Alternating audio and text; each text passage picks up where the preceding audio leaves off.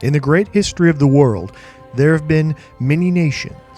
Among those nations, there has been war and there has been peace.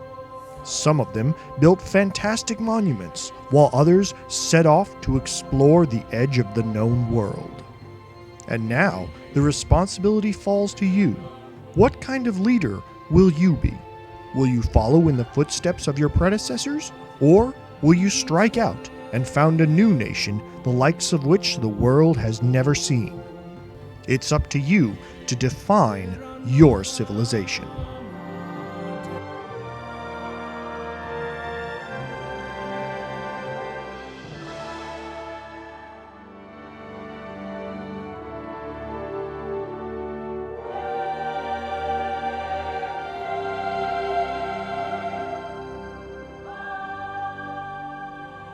Sid Meier's Civilization V is a turn-based strategy game where you take control of a fledgling nation as they start out in the Stone Age and then lead them all the way up into the modern era and beyond.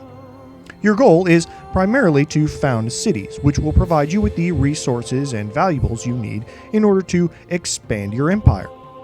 As you expand, you will often need to recruit military units, which you will use to either defend yourself from rampaging barbarians or use aggressively to attack other neighboring superpowers.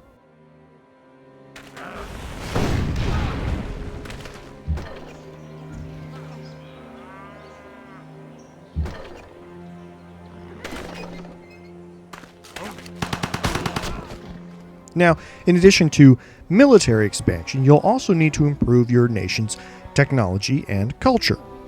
Now, technological improvements will allow you to build new types of units, such as cavalry, or construct new types of buildings, such as quarries, that give you specific bonuses based on the tiles or locations where they're used.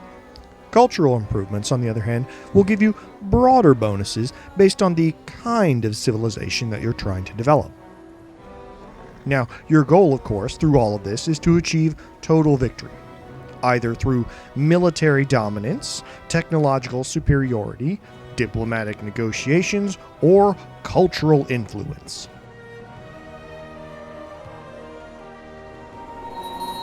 You have achieved victory through the awesome power of your culture. Now, Civilization is a series with a long history and plenty of influence, so I suspect that most people are probably familiar with how the basic game plays. Even so, Civilization V does add a few new updates in order to keep things interesting. For instance, there are now neutral city-states that are scattered across the map. These are isolationist NPC factions that don't expand and don't attack you unless you provoke them. Now, these city-states can be a boon for players choosing a non-violent victory condition, as they can provide you with extra resources and later on, political leverage as well. Another example is that this time around, cultural bonuses have been reorganized into specific policy trees. Unlocking the different policies and the different levels within the individual policies allows you to customize the bonuses that your civilization can acquire. Now, probably the most obvious change for Civilization V is that the game's maps have switched over from square grids to hex grids. But mostly this is a procedural change that doesn't really affect the game's mechanics, more just the aesthetics of how the maps look. Now, the game does have a couple drawbacks. Not even like flaws or anything, but just minor inconsistencies that have bugged the series since its inception. Things such as how, if your opponents start outrushing you in technology, you'll almost never be able to catch up. Or how military conquest is still the most reliable path to victory, with other options such as technology or diplomacy not even available until the very end of the game.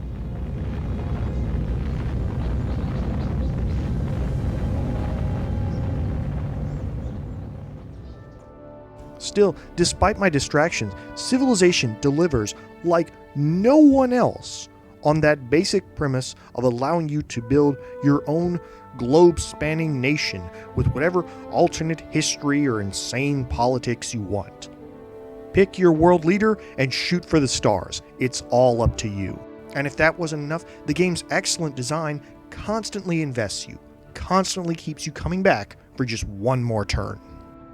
Sid Meier's Civilization V is an excellent entry into the series, and even better than that, an excellent turn-based strategy game. I give it 4 out of 4 stars, and my definite recommendation. Alright, thanks for your time. Now if you'll excuse me, I have to get back to ruling my Empire of Japan on the eastern coast of America, where I am building the pyramids in the middle of the ocean. I hope these guys know what they're doing. Oh, did I mention the part where I have to keep constantly patrolling my northern borders with samurai in order to protect myself from Canadian barbarians? Yeah, this game gets weird.